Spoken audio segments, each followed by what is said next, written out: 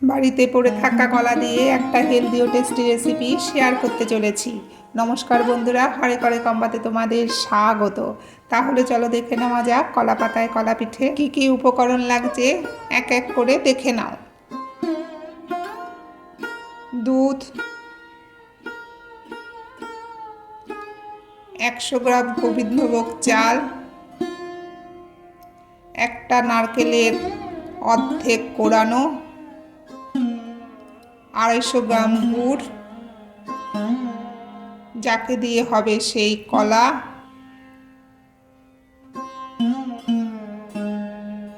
আর কলা পাতা। গোবিন্দভোগ চালগুলোকে গুঁড়ো করার জন্য মিক্সিতে ঢালা হচ্ছে। এখানে চালগুলোকে ধুয়ে ভিজিয়ে রাখা হয়েছিল। গুঁড়ো রেডি। সমস্ত উপকরণ দিয়ে কলাগুলোকে মাখার জন্য মা এক এক করে কলাগুলোকে ছুলে নিচ্ছে। এখানে মোট 6টা কাঁঠালি কলা ছুলে নিল। মা হাত দিয়ে ভালো করে কলাগুলোকে চটকে নিচ্ছে। তোমরা চাইলে মিক্সিতেও পেস্ট করতে পারো বা গ্রেটারেও ঘষে নিতে পারো। এবার নারকেল কোড়াটা ঢেলে দিল।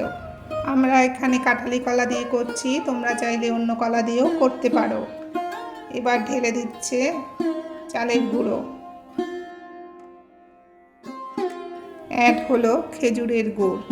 এবার সমস্ত উপকরণগুলো দিয়ে ভালো করে মেখে নিতে হবে, যাতে কোনো শক্ত না থাকে। মাখাটা প্রায় হয়ে গেছে। মা এখানে 4 চামচ দুধ অ্যাড করেছে। কলা পাতায় পিঠে যখন, তাহলে তো কলা পাতা লাগবেই। কলা পাতাগুলোকে নরম করার জন্য এক এক করে মা গ্যাসের আগুনে সেঁকে নিচ্ছে। সেঁকার আগে মা কলা পাতার শিরাগুলোকে কেটে নিয়েছে।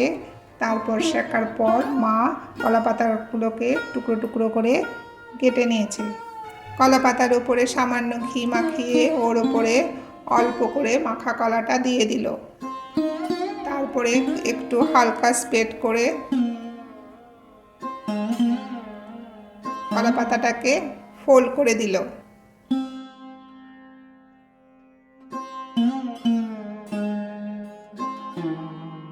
একই পদ্ধতিতে পরেরগুলো করে নিচ্ছে।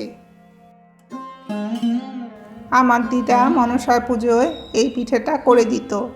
দিদা এর মধ্যে তালের পাল্পটাও দিত, তোমরা চাইলে দিতে পারো, তাহলে আরও স্বাদ বাড়বে।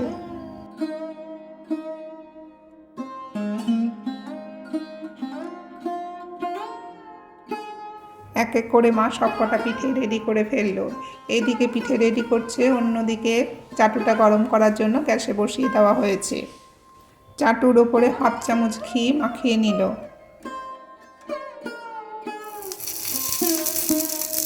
কয়েকটা পিঠেকে চাটুর মধ্যে সাজিয়ে দিয়ে মা ঢেকে দিল। পুরোটাই হবে কিন্তু লো ফ্লেমে।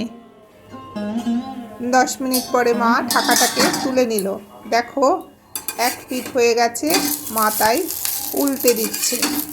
পিঠেগুলোকে তোমরা ততক্ষণ পর্যন্তই করবে যতক্ষণ একটা পাতা পোড়া গন্ধ বেরোবে। উল্টে দেওয়ার পরে আবার ঢেকে দিতে হবে। ঢাকনাটাকে তুলে নিল মা। দেখো, হয়ে গেছে। এবার এক এক করে তুলে নিচ্ছে। এই পিঠেটা কলা পাতায় হয় বলে খুব সুন্দর একটা গন্ধ বেরোয়, আর খুব খেতেও ভালো লাগে। তেল ছাড়া হয় বলে এটা হেলদিও বটে। একই পদ্ধতিতে মা পরেরগুলোকে করে নিচ্ছে। এই পিঠেটা কিন্তু ভাপেও হয়, তবে আমার পোড়াটাই বেশি ভালো লাগে, কেননা পাতা পোড়া গন্ধ ওর মধ্যে চলে আসে, তাই খেতে টেস্টিও হয় আর সুন্দর গন্ধও পাওয়া যায়। তোমরা একবার বানিয়ে খেও, না খেলে কিন্তু বুঝবে না এর কি স্বাদ। আমি তো রান্নাঘরে আছি, তাই সুন্দর গন্ধটা অনুভব করছি। এক তো পাতা পোড়া গন্ধ, তার মধ্যে পিঠের গন্ধটাও আসছে। সব মিলিয়ে রান্নাঘর একটা সুন্দর গন্ধে ভরে গেছে। তোমরা একবার বানিয়ে ফেলো, দেখবে আবার বানিয়ে খেতে ইচ্ছে করবে। তালের পাল্পও অ্যাড করতে পারো তোমরা। এই পিঠেটা পাতুরি স্টাইলে, তবে সুতো দিয়ে বাঁধার হ্যাঙ্গামা নেই, তাই খুব চটজলদি হয়ে যায়। তোমরা তাহলে ভালো করে দেখে নিলে, এবার বানিয়ে ফেলো।